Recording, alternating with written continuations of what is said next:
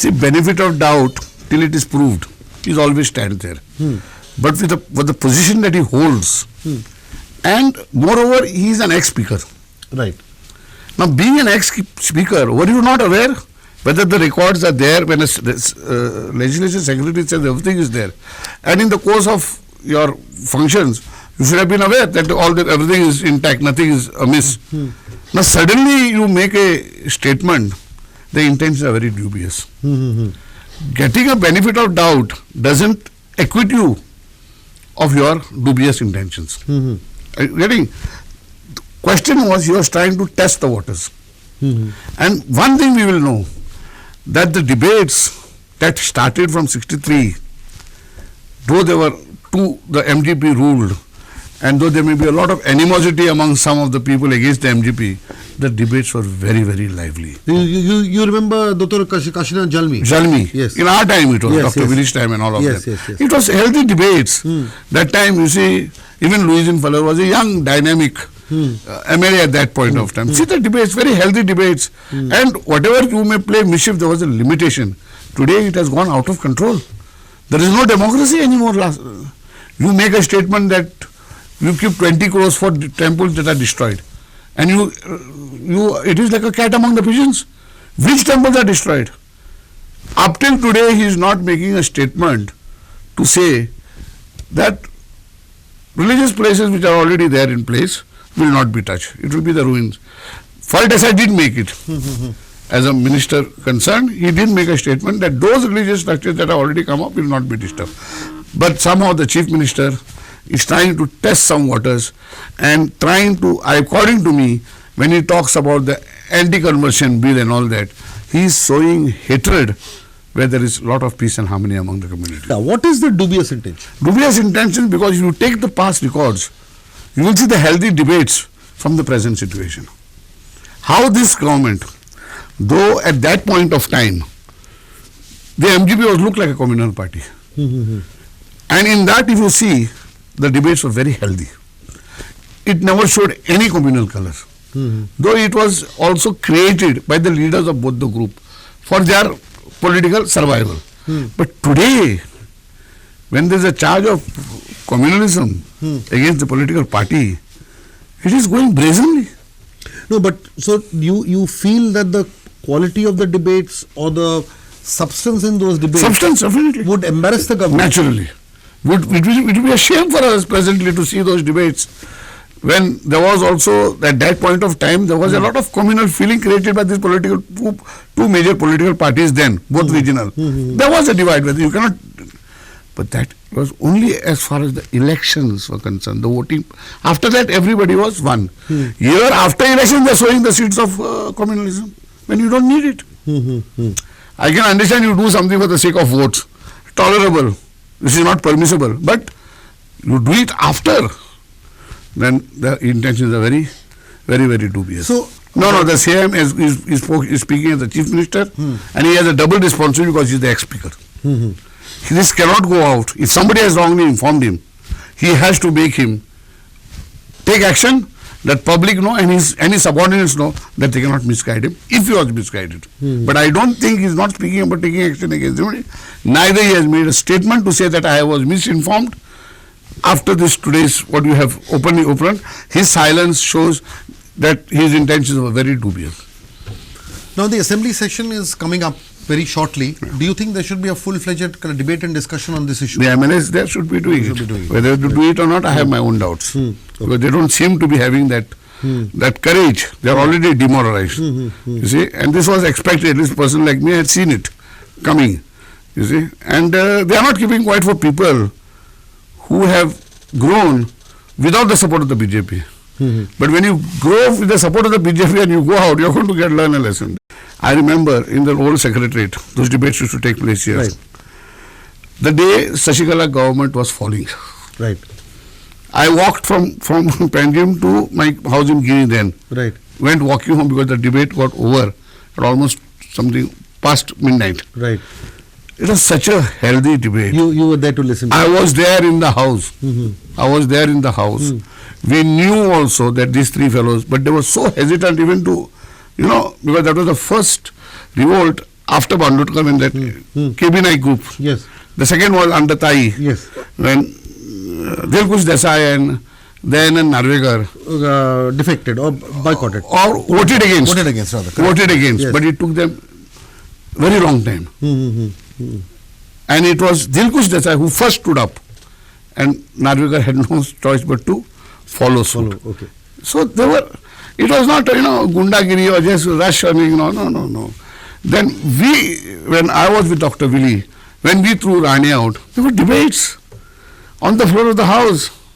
Why it is going on? After that we had a healthy protest. You see, but now what is happening in the midnights, swearing taking place, you see, midnights, mergers are taking place. It's very bad. Well, I have with me Dr. Jason Fernandez. He is a researcher at the Center for Research in Anthropology at the Lisbon University Institute. And today I'll be speaking with him with regards to the destruction of Goa Assembly records. Man, my first question to you, Dr. Fernandez, will be, what is your reaction that Assembly records were being discarded? Well, Clinton, my response is one of horror, right? Because as everyone has acknowledged already, that these are really important records, critical to writing the history of the state. I myself, as you know, have written a history of Goa, a contemporary history of Goa, looking at the language issue. And these kinds of records are critical to helping us reevaluate what happened, to understand what happened. So if the reports are true, then what has happened is horrific. It's unimaginable. Okay. What do you think will be the records were being discarded, or do you think they are done deliberately to be destroyed, or what do you have to say on that? No, I know a number of people have responded in this way, suggesting that these records were deliberately destroyed. But this is not my this would not be my understanding. I think there is a general lack of an archival culture in India in general and in Goa in particular, where people don't understand the value of records, of archives. Okay. I can give you a number of examples actually. Look at the way in which the very precious holdings of the Central Library are being held. They are in a custom-built building, yet the most precious books are kept on the top floor. I've personally seen windows that are broken, which allow various kinds of animals like squirrels and such like to come in. The air conditioning is turned off in the night. What we don't realize is the air conditioning is not for the people. The air conditioning is for the books to preserve these documents, right? Correct. So this is one example. Many years ago, when I was still a boy, my grandparents' house was featured in a brochure of the tourism department. So now, years later, once I became an adult and I wanted to have a record of this, I went to the tourism department to inquire if they had a copy of this. It turns out they have no copies because, as usual, they throw things away. Now, in a more civilized country, these records would have been sent to the Central Library or to the state archives for a record of how Goa is being represented. But you can also take the example, the Chief Minister himself pointed out that the state archives are in a terrible condition, right? But it's not just the state archives, the archives of the comunidades across Goa, they're all in a terrible condition. And this is something that needs to be addressed and needs to be addressed quickly. Okay, so my final question will be, do you think investigation should be ordered in this Gross Criminal Act, or FIR should be registered or filed? Well, Clinton, I suggested I don't think that this is a deliberate act. I think it is an act that is part of the culture of carelessness that we have. So I don't see what purpose a criminal complaint or a criminal proceeding would help. It would only penalize people who are doing, it would penalize the small fish, right? It would penalize maybe the librarian. And we're not really addressing the issue over here. Like I said, I believe that this is not a deliberate act. It's a act born out of casual disregard for history and documents. So I don't think I should be very clear. I do not think that this is a deliberate criminal act, and therefore criminal proceeding is pointless in my opinion. If they have done it on purpose, they might have, we do not know. But what is the main problem is the negligence, and that the staff have no sensibility towards their work, how to work with the documents. And documents are not to be destroyed. They should have taken care to continue to take the documents. The officer in charge is also responsible because should have got his staff to take care of the documents. You know, so you cannot say that it's only those who are the Dillingham. The Dillingham may be a peon, so he may not know what's the value of it. So the officer in charge should have told how to carry the documents. You don't carry 17th century, 16th century books in a bazaar bag. And I got to put them in a box. So the same thing they should have done here for the documents. You put in a box, label the box, and you take the box. Now the proceedings used to be earlier printed. Why they stopped doing that? We don't know. So it may be that, as I said, negligence, ignorance, and one thing is one word that I use very often, sensibility. There's no sensibility towards the work that the staff is doing. They're more interested only in getting it done anyhow. Okay? Take the salary pack. Sorry to say, I was also a government employee.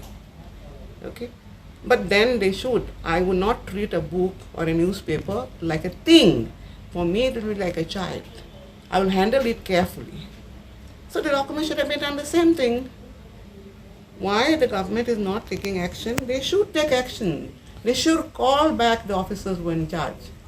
And they can still find out how they were kept before with stuff still living. I know people who are working in the assembly, they're still there, who were the stenographers, and who take down all the dictations of the proceedings. So why we should suffer? Not only here, in most of the offices. You see in the registrar's office, sub-registrar office, all the documents are in a mess. Why? Why it should be in a mess? It's in fact a case for human rights. Because it's my document, and I don't have it. My birth certificate is not there. Why should not be there? Okay, you destroyed documents from schools, old records from Portuguese time. So nobody knows where he went to school, what he studied. So he doesn't have any proof. You go to a medical college, they have destroyed all the documents of old scholar medical to go. Purposely destroy kya laga? It is, as I said, ignorance. I said, Portuguese também. Now you all want documents from Portugal to make your own history. Okay? And Portuguese are going to destroy question. Who are we? We were born in that period. Yes. Okay? So who are we? Aren't we citizen of this Goa? So criminal kide interior FIR. Of course, I feel that it should go to not only the assembly and all other records that have been destroyed, including the land records that is being done. It is not a thing that happening yesterday and 1 year back. This is happening for many years. I have also seen modus operandi here in this office. Okay. You know, how people work. I will write about it. I'm feeling like writing about it. Okay? There is a big mafia. Don't blame one Shetty or somebody, you know. It is not something that is done by one and two individuals. Many people are involved in it. So criminal case interior Should FIR. be there. Should be there. Why we should get our records destroyed? Now I was supposed to do research, okay, for that period. I don't have any documents. Yes. So how, on what basis I am going to produce a thesis or a paper if I have no documents? Newspapers will not be considered vis-a-vis what has been recorded in the assembly, right? And that's why I was asking her to bring those two books, one by Aurelian Fernand and the other one by Bibi Ardais, who have used the records for their PhD.